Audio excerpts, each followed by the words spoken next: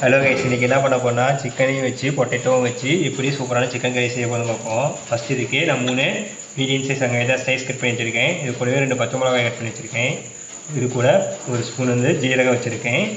ஒரு 2 தக்காளி medium size தக்காளியை ஸ்லைஸ் கட்டிங் பண்ணி வச்சுருக்கேன். ஸோ இது கூடவே இஞ்சி பூண்டு பேஸ்ட் ஒரு ஸ்பூனு.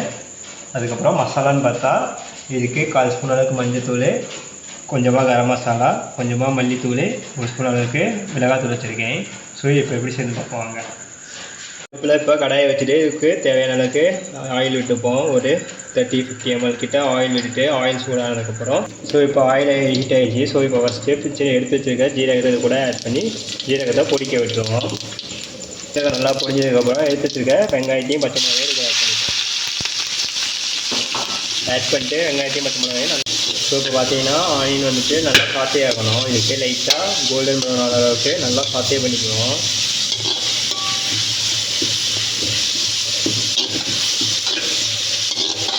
ஸோ இந்த டைமில் ஆனியன் சாத்தே ஆகிறதுக்காக உப்பு போட்டுப்போம். ஸோ இப்போ இந்த தேவையான அளவுக்கு இது கூட இப்போ உப்பு ஆட் பண்ணிப்போம். அப்போ தான் ஆனியன் சீக்கிரமாக குக் ஆகும். ஸோ அதுக்காக உப்பு ஆட் பண்ணிட்டு நல்லா மிக்ஸ் பண்ணி விட்டுப்போம்.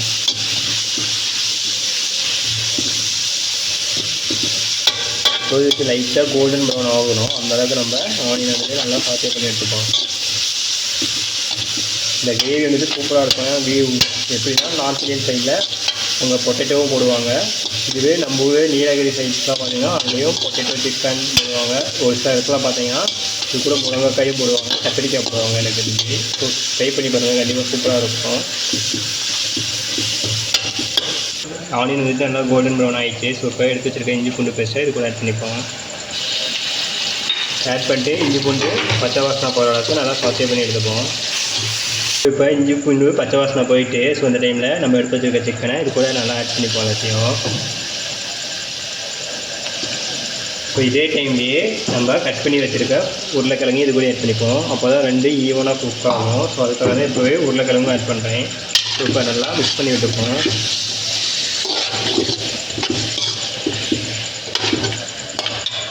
ஒரு 2 to 3 minutes இதை நல்லா குக் பண்ணணும். அதுக்கப்புறம் என்ன போடுறது சொல்கிறேன்.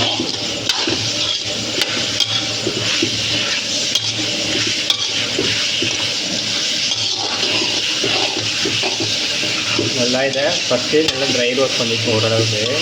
அப்போ தான் இது சிக்கனில் இருக்க தண்ணியும் வெளியே வரும். அதுக்காக தான் சிக்கன் போட்டோம். டைமில் நம்ம எடுத்து வச்சுருக்க மசாலா ஃபுல்லாக இது கூடயே இப்போவே ஆட் பண்ணிப்போம்.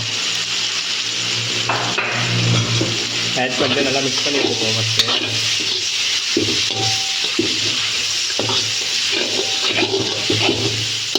இந்த கறி சும்மா சூப்பராக இருக்கும். கண்டிப்பாக ட்ரை பண்ணி பாருங்கள். பரோட்டா சப்பாத்தி வெறும் சாப்பிட்ட கூட சூப் சாப்பிடும்போது ஒரு செம்மையாக இருக்கும்.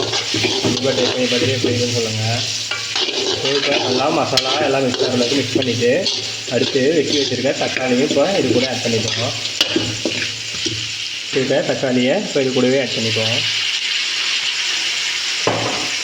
ஆட் பண்ணிட்டு இப்போ மசாலா சிக்கன் தக்காளி எல்லாம் ஒட்டு தான் மிக்ஸ் ஆகிறதுக்கு நல்லா மிக்ஸ் பண்ணி விடுவோம் கொஞ்சம் நேரம். இந்த டைமில் இப்போ தண்ணி ஆட் பண்ண போகிறதில்ல, கொஞ்சம் நேரம் கழித்து ஆட் பண்ண போகிறோம். போட்டுக்க தக்காளியும் லைட்டாக சாத்தி ஆகணும்.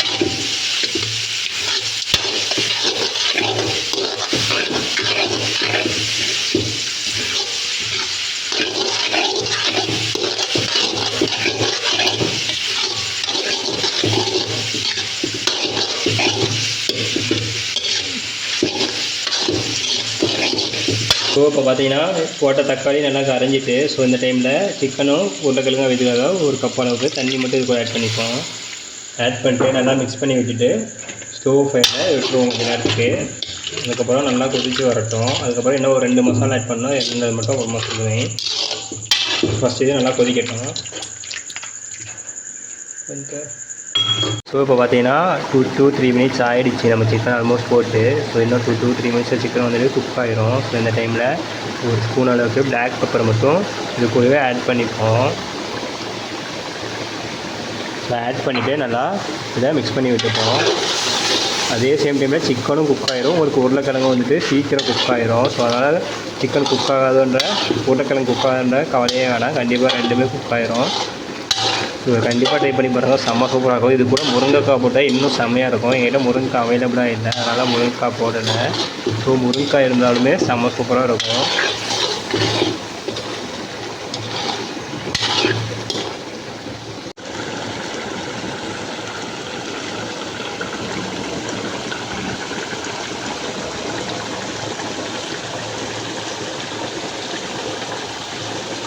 நம்மளோட சிக்கன் வந்துட்டு நம்ம விட்ட தண்ணி எல்லாமே வற்றிட்டு பொட்டேட்டோ வந்துச்சு பார்த்தீங்கன்னா தெரியும். உருளைக்கிழங்கும் குக் ஆகிடுச்சு நல்லாவே. ஸோ கண்டிப்பாக எல்லாம் ட்ரை பண்ணி பாருங்கள். ஸோ ரெசிபி பிடிச்சிச்சின்னா லைக் பண்ணுங்கள், ஷேர் பண்ணுங்கள், கமெண்ட் பண்ணுங்கள். புதுசாக சேனலுக்கு யாராவது வந்தால் மறக்காமல் சப்ஸ்கிரைப் பண்ணுங்கள்.